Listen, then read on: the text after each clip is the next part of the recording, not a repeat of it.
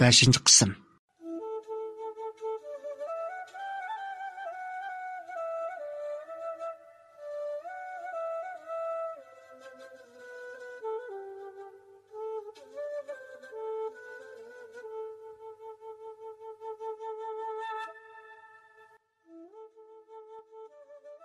Gülnaziya, mening sizga gapim bor edi. Dedi bir kuni Farhod kutubxonadan qaytib chiqib, Gülnaziya yotqiga kirib ketishga tamshilayotgan chaqda. Gülnaziya Farhodning duduqlab tillarining chaynashidan o'zi kutgan ashu minutlarning yetib kelganligini pamlab bo'ldi. Uning yuraklari tinimsiz so'qmoqda. U o'zidagi ashu nozlik tuyg'ularni yushirib Farhodga yuzlandi. Men sizni yaxshi ko'raman, Gülnaziya, dedi Farhod to'limi duduqlab aran taslikda. Farhodning tillarini chaynab aran degan bu so'zlari Gülnaziyaning xulqidan kirib, butun badanidagi tomir-tomirlarga tarab, uni hayajondan titirtib, xushalliq yoshlari ko'z jiyaklariga ozroqmi tortishib eslab turmay, bir-birini qo'g'lishib, tez-tez iqib tushdi. Farhod qizning bu holatiga qarab, mening so'zim uni xafa qilib qo'ygan o'xshaydi, deb darhalla uningdan kechirim so'ragan edi. Kechiring Gülnaziya. Bo'ldi, yig'lamang. Bo'ldi, men bu gaplarni demgan bo'lay. Agar ko'nglingizga kelgan bo'lsa, meni afv qilib eting. Xappamang, a?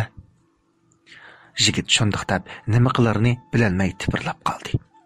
Gülnaziya shu topda bu xushalliq yoshlarining o'zi necha vaqtdan beri zarqib kutgan, amalga oshayli deb qolgan orzularini yo'qqa chiqarib etishga tasliq qoldirib etib bo'lganligidan ansirab, noita tezlik bilan yoshlarini qo'llari bilan surtib etib, endi o'zi eg'iz ochdi. Endi bir nima demasa, Farhod uni xafa bo'lib qoldi deb eg'iz ochmay qo'ysa, qilgan shuncha tirishchiliklari yo'qqa chiqmamdi. Oy, siz nima deyapsiz, ha? Meni sizning o'sha so'zlaringizdan anglashga qanchalik intizor bo'lganligimni, sizni qanchalik kutganligimni bilamsiz. Men xafa bo'lmadim, ahmoq. Aksincha xushalliqimda nima qilarimni bilamay qilyapman. Dedi Gülnaziya qizlik g'urur deganlarni bir yoqqa qayirib qo'yibla. Chunki u necha vaqtdan beri Farhodni enchga ko'zitish orqali Farhodning qandoqdir qizlarning o'zlarini yaxshi ko'rdiganligidan iborat ojizligidan foydalanib, o'zining puchak havaslari uchun ularni dag'da qo'ydigan nachar yigitlardan emasligini his qilib yetgan edi. Farhod Gülnaziyaning bu gaplarini anglab, ajoyib xush bo'lib ketdiki, agar atrofida boshqa odamlar bo'lmagan bo'lsa, Gülnaziyani ko'tiribla nechini pirqitib etgan bo'ladi. Shu topda bir-biriga oshiq ikki yoshning ko'zlarida muhabbat o'chqinlari chaqnayotdi. Ularning yuragida shaydoi o'tlar lavildab kelayotgan mushu daqiqalarda Farhodga oshiq bo'lgan yana bir yurakda qon zardab puruqlab qaynab, Gülnaziyaga bo'lgan rashik va kundashlik o'tlari hammani ko'ydirib, kul qilib etgudek alpozda yanayotdi. Bu kim amdi? Bu boshqa bir bo'lmasdan Farhod bilan to'liq o'tira maktabdan tortib bir sinfda o'qib, Gülnaziyadan burunla Farhodning o'tida kuyib yurgan Dilmira edi. Dilmira Farhod bilan to'liq o'tira maktabda birga o'qib yurgan chaqlarda uni yaxshi ko'rib qolgan edi. Lekin u tortinchoq ham chiroyimi odatdagchil qiz bo'lganlikdan Farhodning diqqatini tortolmagan, ham tashabbuskor bo'lib, uningga o'z ko'nglini ifodalashni o'ylab baxmagan edi. Chunki u Farhodning rad qilib etishidan boshqa, savodashlarning o'zini masxir qilishidan azrab, Farhodga bo'lgan o'tliq muhabbatini qalbining cho'nqur qatlamlarida saqlab kelgan edi. U chiroyi orqali Farhodni o'ziga moyil qilolmaydiganligini aniq biladi. Şuna o bütün küçünü ügünüşke qaratib tirishib ügendi. Sınıfta sanvolgudekla a'lochilar qatoridan o'rin elib, Farhod bilan bir qatorga tizildi. Farhod onunğa alohida muomala qilmagani bilan, ammo uni yomon ko'rmaydi. Onunğa yaxshi muomala qiladi. Dilmiraning ko'nglida uning mushu muomalasimi yetarlik edi. Farhodga bo'lgan yoshirin, ammo kuchlik muhabbat o'ti hatto Farhod o'qiyotgan mushu maktabga qadar elib kelgan edi. Ammo bu tortinchoq qiz Gülnaziyaga o'xshash sal turgunroq bo'lib, Farhodning soyisi bo'lishni o'ylamagan edi. Uning mushu bo'shanligi bugungi kunda uni oshiq yigitidan ayirib, azob dengizga g'arq qilib o'tadi. Qanday qilish kerak? Endi bo'lganda nimani qilsa bekor. Farhodga o'xshash yigitlar aldirab biror qizga ko'ngil bermaydi. Ammo ko'ngil berdimi bo'ldi. Barni uningga ataydi. Farhodga uni buni deb yursa, uning ko'ziga sat ko'ringandan boshqa ish yo'q. Undaqda Gulnoziyani niyatidan yondirib baqsichu. Lekin qanday qilib uni niyatidan yondirdi? Bugun Farhod bilan Gulnoziya har ikkilisi uyqudan yiroq. Bir-birini xiyol qilishib, shirin bir tuyg'u ichida allayinib yotadi.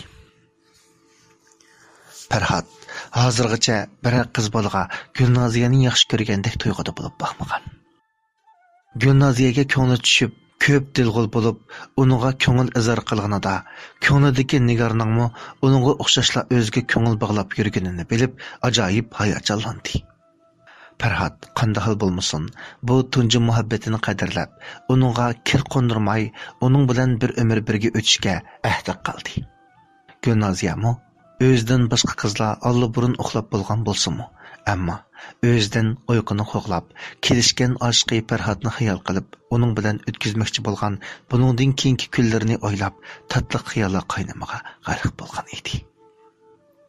Uning ko'ziga Farhoddan boshqa har qanday odam va har qanday shay g'uvolishib ko'rinib, faqat Farhodli uningga to'limu gigant, to'limu ro'shan ko'rinmoqda edi. U o'zini Farhodning bag'riga chang bosgan. U o'zini Farhod bag'riga chang bosgan. U o'zini Farhod bag'riga chang bosgan. O'zi bo'lsa Farhodning kang ko'kraklarga yuzlarini yoqqan holatda xayolan tasavvur qilib, tatliqina kulib qo'ydi. Bu ikki yosh o'z yotoqlarida butun olamni unutgan holda xayol dengizga g'arq bo'ldi. Tunji muhabbat bo'libmi har ikki taraf bir-biriga ko'ngil berishgan muhabbat mushundoq shirin bo'lsa kerak. Ikkisi tongning tezroq etishini, bir-birining didoriga qinvilishni umid qilib ketishdi. Afsuski, ularning o'ylaganining aksicha bugun kecha borgan siri o'zrab ketayotdi. Ular ana shunda xiyollar ilkida tong otarga yaqin uxlab qolishdi. Gulnoziya tushida rostla Farhodni ko'rdi. Farhod o'ziga xo'yma yarashgan tanarkat kiyimi kiygan holda maydonda basketbol o'ynayotdi. U shundoq chaqqonlik bilan o'ynaydi. Atrofdagilar uning qo'liga tushgan to'pni talashib olmaydi. Farhod tez-tez harakatlar bilan to'pni ulardan qochirib garga tashlaydi. U tashlagandagi to'p garga tushmay qolmaydi. Atrofdagilar Farhodga olqish yog'dirib, qiqas silishyotdi. Gulnoziyami shular qatorida Farhoddan faxrlanib, to'liq tatliq kulimsirab turadi. Bu qitimki musobaqa Farhod guruhsidagilarning g'alabasi bilan oxirlashib, ular xushal holda o'zaro qo'llarini bir-biriga giralashtirganicha egiz ko'tarib o'z g'alabasini tabriklashdi. Farhod to'liq xushal kayfiyatda Gulnoziyaning qishig'iga keldi. U bekla tarlab ketgachga hamma yeri chiliq-chiliq tar bo'lib ketgan edi. Gulnoziya qo'lidagi oppoq lungi bilan uning tarlarini eritdi. Ondan u qo'lidagi bir botilka mineral suvni Farhodga taqladi. Farhod mahbubasining o'zga kuyunishlaridan xushal bo'lib, Gulnoziyaning qo'lidan suvni oldida gupildatib ichibdi. Ondan Gulnoziyaga mehrlik tikildi. Ular ana shundoq tikilishganicha atrofdagi shuncha ko'p odamlardan xabarsizdak bir besib, ikki besib bir-biriga yaqin kelishdi. Gulnoziyaning nafsi itiklab ketdi. Farhod uni tixi amdila bag'riga tortishiga, yotoqdashi Dilbar uni varqirab turtib uyg'otibdi. Gulnoziya shuncha qizg'in kayfiyatni buzib, o'zini uyg'otayotgan Dilbarga qarab tumshiqini ushildi. Voy, nima tumshiqlaringni ushlab o'ltirsan, xaynam? Bo'lar chaqqan. Hali beka kechkimiz. Dedi Dilbar Gulnoziyaning tumshiq ushlashlariga parvo qilmay. Voy, mana. Gulnoziya erinchaklik bilan o'rnidan turdi. Lekin Gulnoziya o'rnidan turib, chaqmoq tezligida tayyorlik qilishga boshladi. 15 minut. Faqat 15 minutda Gulnoziya yana pariladek o'z iskatiga keldi. Ha, bo'la. Nashta qilgan narsalaringni somkaga selib ol. Demilishchi yasan. Girim qilmay nashti qil desam unmaydan qachon. Ha, bo'ldi. Menga chapsan. Dilbar Gulnoziyani oldirtib yotoqdan chiqib ketdi. Gulnoziya bilan Dilbar ikkisi yugurgandek minib darsga orali ulgurib kirib oldi. Bu soatlik dars ularning sinf mudirining darsi edi. Sinf mudirining darsiga ular kechikib kirishga petinalsunmi? Tas qoldi ular helimi kechikib qolg'ali. Sinf mudiri hayajon ilkida dars so'zlamoqda. Ammo Gulnoziyaning xulqiga dars kirdigandek emas edi. O bayotinga tushning oxirini uyg'oq turib ko'ryotdi.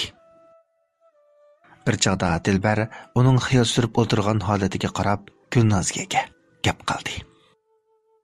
Hay, Nozi, nimanda qon vaqtidagi o'tirasan? Muallim seni av misolni ishlang tavatudu. Dilbar shundoq deb do'skini ko'rsatib qo'ydi. Gulnoziyaning xiyoli sinfda bo'lmag'ach, Dilbarning gapini anglabla undarab o'rindan turib ketdi va do'ska oldiga keldi. Muallim Gulnoziyaga qarab hayron bo'ldi. "Nim bo'ldingiz?" dedi muallim angliki bilan Gulnoziyani imo qilib.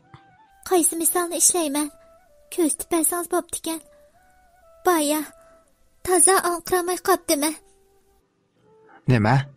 Men sizni misol ishlang debdimanmi? dedi muallim onunga. Angucha sinfda qiqir cho'qonlar ko'tarilib ketdi.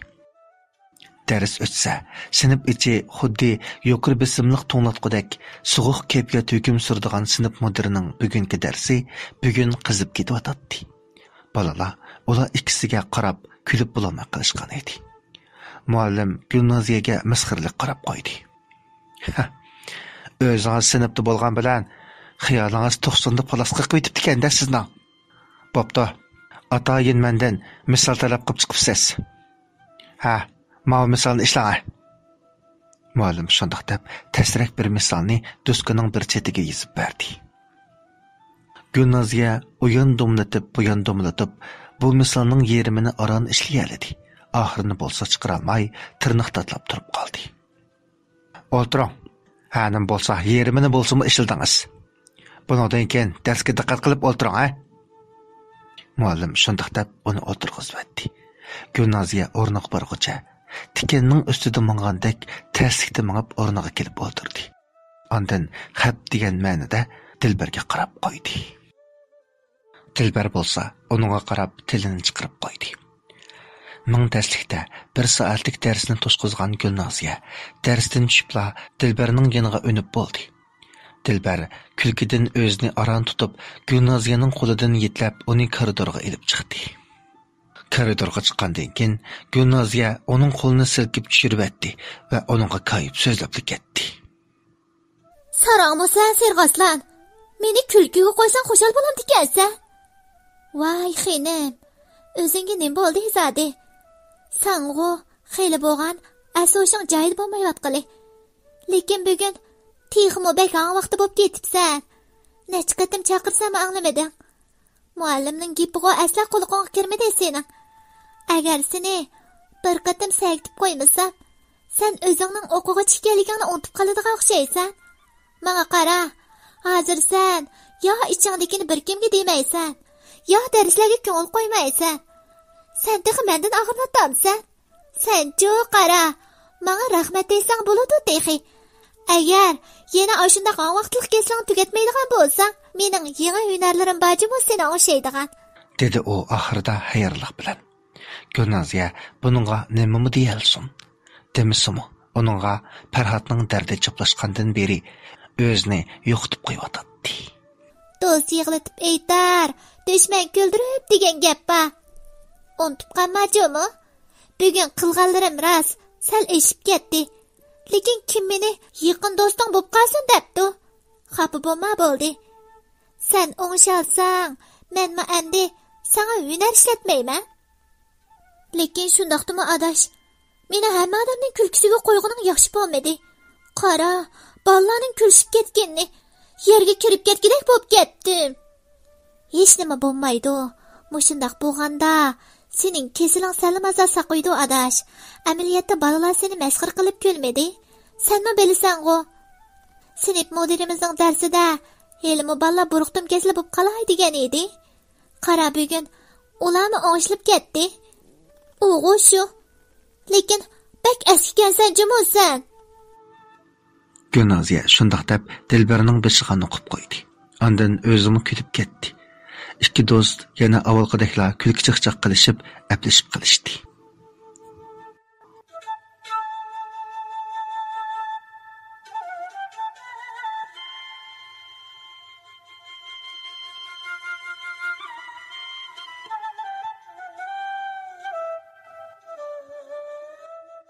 Taqdirning chaqchiqi nomli ko'p qismliq ovozliq asarning 5-qismini anlatdik.